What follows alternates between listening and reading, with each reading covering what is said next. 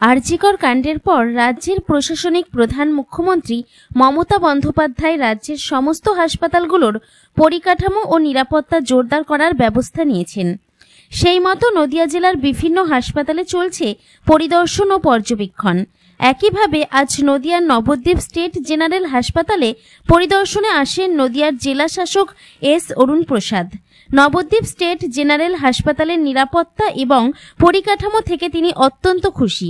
একই সাথে চিকিৎসা সংক্রান্ত বিষয়ে হাসপাতালে ভর্তি সাধারণ রোগীদের সাথেও কথা বলেন জেলা শাসক, তাদের অভাব অভিযোগ শোনেন। এরপর সাংবাদিকদের মুখোমুখি হয়ে জেলা শাসক জানান, নদিয়ার শক্তিনগর জেলা হাসপাতালের পরেই নবদ্বীপ স্টেট জেনারেল হাসপাতালের পরিকাঠামোর দিক দিয়ে দ্বিতীয় স্থানে রয়েছে। আগামী দিনে হাসপাতালের নিরাপত্তা এবং চিকিৎসা সংক্রান্ত ব্যবস্থা যাতে আরও ভালো হয় সে বিষয় নিয়ে হাসপাতাল কর্তৃপক্ষের সাথে আলোচনা হয় তার। মূলত নদিয়ার সমস্ত হাসপাতালগুলিতেই আগামীতে এমন পর্যবেক্ষণ চলবে বলেও জানান জেলা শাসক S Arun Prasad. Bureau report, NE Bangla.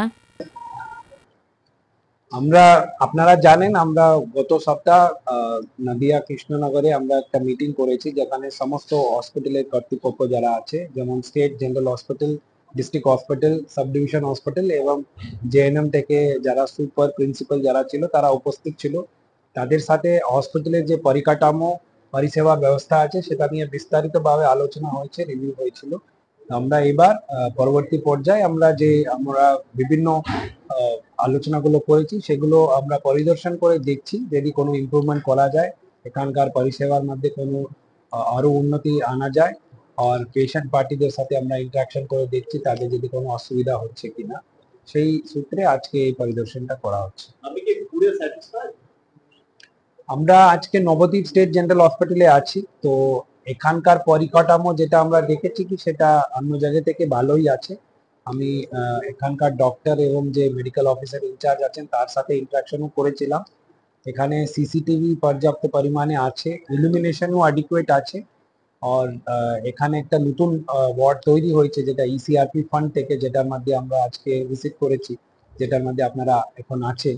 সেটা লাস্ট 8 মাস ধরে এখানে অপারেশনালাইজড হয়ে আছে। তো পেশেন্টদের সাথে আমি ইন্টারাকশন করে এটা জানলাম, ওরা এখানকার পরিষেবা থেকে কিন্তু সন্তুষ্ট আছে। স্যার, এই সেপ্টেম্বরের প্রথম দিকে নবদ্বীপ হসপিটালের সুপার সাহেব একটা কমপ্লেন করেছিলেন নবদ্বীপ হাসপাতালের সিকিউরিটি যে একজন ঢুকে পড়েছিল পেশেন্ট সেজে, তারপর সে ভিডিও করতে শুরু করে, ভিডিও ফিক্স করা হয় তার ক্যামেরায়। এটা SP সাহেবকে তিনি জানিয়েছিলেন। সেইটা নিয়ে কোনো ব্যবস্থা, বিশেষ করে বর্তমানে যে সিকিউরিটি ক্রাইসিস চলছে হেলথের, আমাদের এই হসপিটালে যেটা স্যাংশন সিকিউরিটি যেটা আছে, যেটা বিভিন্ন স্টেট জেনারেল হসপিটাল এবং অন্যান্য হসপিটালগুলিতে যে সিকিউরিটি এজেন্সি নিযুক্ত হয়, এখানে যে সিকিউরিটি এজেন্সি আছে তাদের যে স্যাংশন স্ট্রেন্থ ফুল আছে। কিন্তু আমরা অনেক সময় এরকম কোনো সিকিউরিটি ব্রিচ হয়, সেটা কিন্তু আমরা যে কেস টু কেস বেসিসে সেটা তদন্ত করে সেখানে অ্যাকশন করা হয়। সেটা এখন আপাতত যেটা আমরা দেখেছি, আমাদের যে স্যাংশন স্ট্রেন্থ অ্যাভেলেবল আছে, যেমন অন্যান্য জায়গাতে বাড়ানোর প্রপোজাল আছে, সেখানে দরকার হয় তো এখানেও আমরা বাড়ানোর চেক আপ করব। স্যার, এখানে 1.5-2 বছর ধরে কোনো অর্থোপেডিক ডাক্তার নেই, ফিজিশিয়ান বোধহয় একজন আছে, ইনসাফিসিয়েন্ট স্টাফ নার্স ক্লিনারও নেই। সেক্ষেত্রে এখানে কারো হাত পা ভেঙে গেলে তাদেরকে কৃষ্ণনগর যেতে হয়। অর্থোপেডিকের ব্যাপারটা আপনি কি চিন্তা ভাবনা করছেন? আমরা যে রিভিউ মিটিং করেছিলাম কিছুক্ষণ আগেই, সেখানে কিন্তু আমাদের এখানে যারা ইনচার্জ আছেন তারা আমাকে জানিয়েছেন যে বিভিন্ন যে ভ্যাকেন্সি যে এখানে ফিল নেই, সেগুলো নিয়ে ওদের সাথে আলোচনা হয়েছে। সেগুলো আমরা স্বাস্থ্য ভবনের সাথে কথা বলবো, যদি ওদের ওখান থেকে পোস্টিং যদি হয় তাহলে আমরা অর্থোপেডিক বা অন্যান্য যে ভ্যাকেন্সি আছে সেটা উপলব্ধিটা এখানে দেওয়ার চেষ্টা করবো। দীর্ঘদিন ধরে নবদ্বীপ হসপিটালের সুনাম রয়েছে, Nabadwip general hospital turn into Nabadwip referral hospital. পরিষেবা একটু ক্রিটিক্যাল হলেই শক্তিনগর গন্ডকুটা ট্রান্সফার করা হয় এবং সেটা প্রায় মধ্যরাতের দিকেই করা হয়। এবং নবদ্বীপ হসপিটাল চত্বরে বহু অ্যাম্বুলেন্স, যেগুলো প্রাইভেট অ্যাম্বুলেন্স, তাদেরও একটা চাপ থাকে বলে ডাক্তারবাবুদের কাছ থেকে শোনা যায়। এই ব্যাপারে আপনার কাছে কোনো তথ্য আছে? আমার কাছে এই মুহূর্তে কোনো তথ্য নেই, কিন্তু আমি যেটা শুনেছি যে এখানকার কর্তৃপক্ষের সাথে কথা বলে যেটা নবদ্বীপ হসপিটাল এর আগে যে আমাদের নদিয়া জেলার মধ্যে যে স্বাস্থ্য পরিষেবা এবং পরিষ্কার রাখার জন্য এখানে শক্তিনগর স্টেট জেনারেল হসপিটালের পর এটা কিন্তু সেকেন্ড র্যাঙ্ক হয়েছে বলে, তো সেই অর্থে আমি এটাই বুঝতে পারছি এখানে পরিষেবাটা ভালো পাওয়া যাচ্ছে।